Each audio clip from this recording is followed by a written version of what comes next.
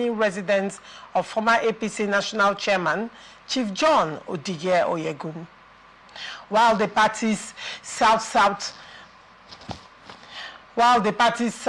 National Vice Chairman Usani Uguru Osani maintained that leaders unanimously agreed to support Amechi's presidential ambition through a voice vote, the ADC Deputy National Publicity Secretary, Jackie Wires, rejected the claim. She insisted that the gathering was merely consultative, stressing that consultation should not be mistaken for endorsement and that no formal resolution or adoption of any aspirant took place. The controversy deepened as the Obedient movement also denied Amechi received any endorsement, describing the meeting as a routine engagement. However, a video shared by Amechi reportedly showed Odige Oyegun confirming that South-South leaders had agreed to back his presidential bid, further highlighting divisions within the party ahead of the 2027 election cycle. Comrade Wamit, what is your take on this? Well, I've said this several times that ADC is going to face serious challenges because of their failure to learn from PDP mistake, and that is zoning the presidency first to the south, and secondly, also making it clear, because right now as we speak, they are just on paper. ADC cannot be felt in most part of the country. It's just big names coming together to make noise. And you have seen that in the meeting that took place. They said, some of them are saying it's consultative, which is the proper thing, and some are Odige Oyegun from the video Amechi posted, that they are endorsing the, what is it called, the former River State Governor, His Excellency Amechi, as their candidate for the presidency. It is laughable because you are not sure if you are going for the 2027 presidential election. That is the first thing. You don't have the requirement to participate in the 2027 presidential election, one. Number two, you have a court case that you want to be registered, that you've not met the requirement. And you are talking about endorsement. That shows you how serious they are. That is the truth. A serious, and that's why we want to align with the deputy, is it publicity central or secretary or so, of the South ABC? Deputy National Publicity Secretary. Deputy National Publicity. It should be a consultative meeting on how to, skate through the challenges of not meeting Section 77 of the Electoral Act as amended 2026, and also the court case that they want to be deregistered should be the issue, and also how to organize and mobilize members to register for the as their members through digital means, and not who take the presidential ticket. So may I believe that the Deputy National Publicity Secretary is on the right path, while His Excellency, the elder statesman, Sir Odige Oyegun, is very wrong. So at this point, it's premature to say you are endorsing the former governor of Rivers State when you have not put your house in order properly. This one is jumping the gun, and that's why I see APC, ADC is just on paper, and I don't think they might go beyond that. When you say ADC is just on paper, it reminded me of 2023 elections, when a lot of politicians and political parties, of course, were mocking the Peter Obi presidential ambition, and they were saying that you don't win election on social media. And then when it was election proper, you saw Nigerian politicians running from pillar to post. It was a shocker for them with regards to the momentum and the performance of Peter Obi in the past elections. Now, you're saying ADC is just on paper. A lot of politicians also hold the same view that ADC is not on ground. Don't you think that what played out in 2023 with regards to Peter Obi might play out in the case of ADC, a typical case of underestimating someone who you're going to combat with? Now, there are two different scenarios. All right, go ahead. Different scenario. Then, Labour Party was now having issues, and Obi had the Gen Z's controversy. That was the magic for the 2023 presidential election. In fact, I was talking with some prominent Nigerian politicians. They were like, thank God we didn't conduct all our elections same day. Maybe by now, almost half of the state would have been Labour Party. Because Papa became and Mama, that is how they voted. They didn't look at anything else. And that was how so most members of the House of Assembly, Reps, Senate that are Labour Party, that was how they came on board. Just because of the covering of Obi. I don't see that happening with ADC.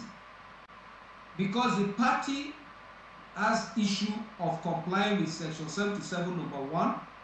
Number 2, the party has a court case that they've not been able to meet the requirement of INEC again by not winning any election to make them remain as political party. So that case is also coming up. So that's why I say they are on paper, not just releasing press statements and so on and so forth. What are you doing to get to the grassroots? That is the question we should ask ADC. And that's why I'm against this, I'm actually talking about it has been endorsed and so on. Until you have a party, you cannot be, making such noise because there is no independent candidacy. ADC need to put their house in order. They have a long way to go. Outside those two challenges, Nigerians, they are not known by Nigerians. Before, go and ask people in the villages that come out to vote.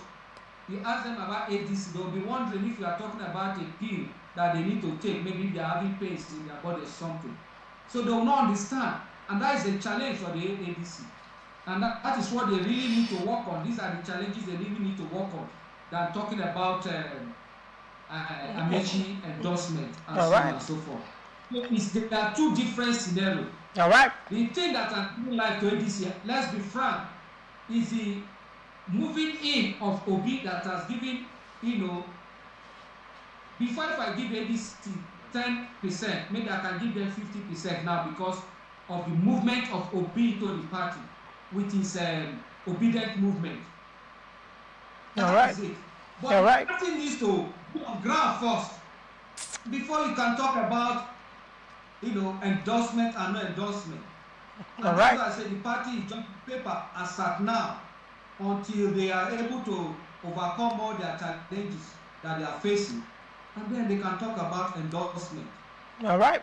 All right, very well. And moving forward to APC, tensions are reportedly rising within the ruling All Progressive Congress as several governors move to challenge federal lawmakers from their states ahead of the 2027 general elections.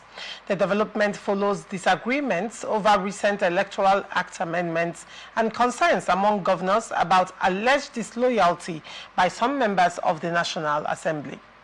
The situation intensified after President Bola Tinubu publicly expressed support for the return of most APC lawmakers in 2027, citing the need for legislative continuity.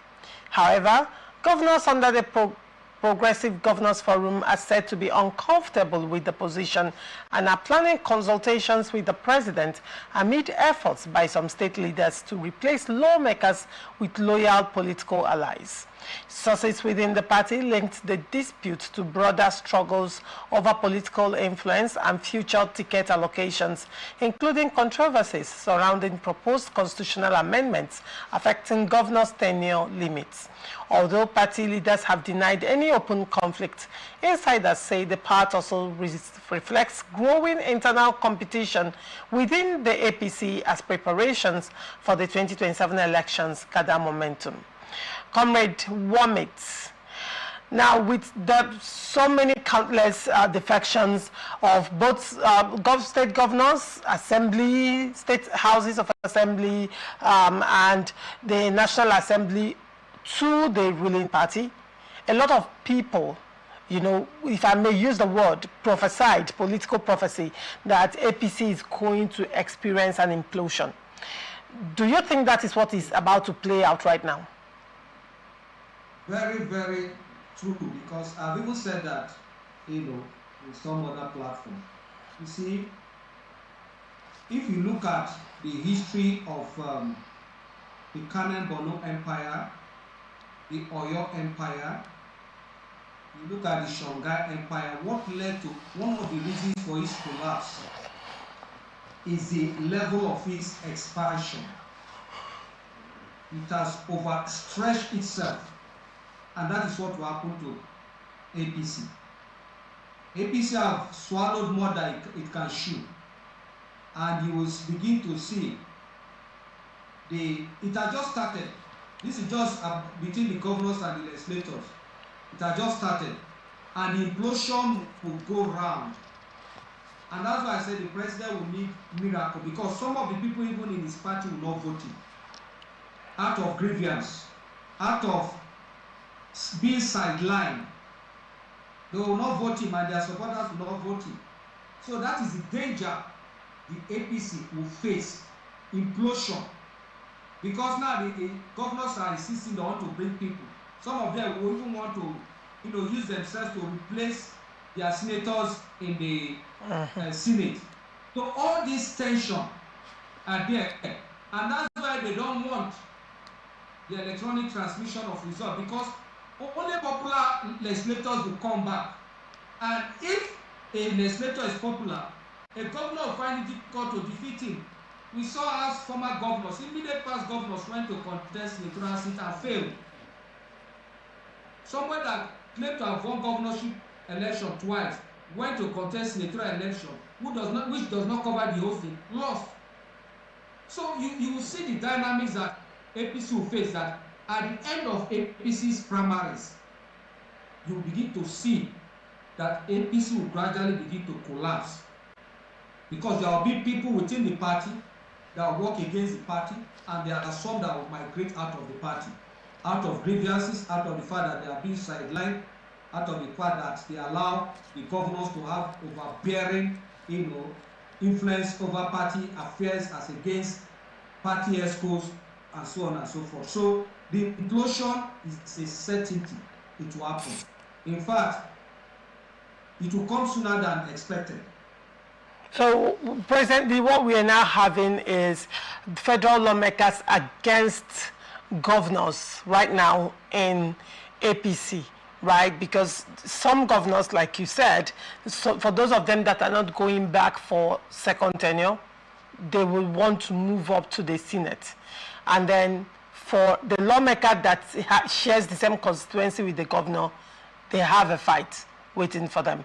And some governors also, Ayadetiwa was mentioned, you know, prominently in the mix, you know, that feel that the federal lawmakers are not loyal to them, will also want to replace them with their allies.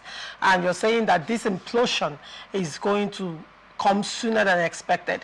Now, don't you think at the end of the day, for the lawmakers that, or for party members that, you know, you have said that will feel sidelined and aggrieved, and who will want to defect, don't you think going by the shortened window for party registration and submission of party register, it will be practically impossible for these aggrieved members to defect back to their former parties or to a new party?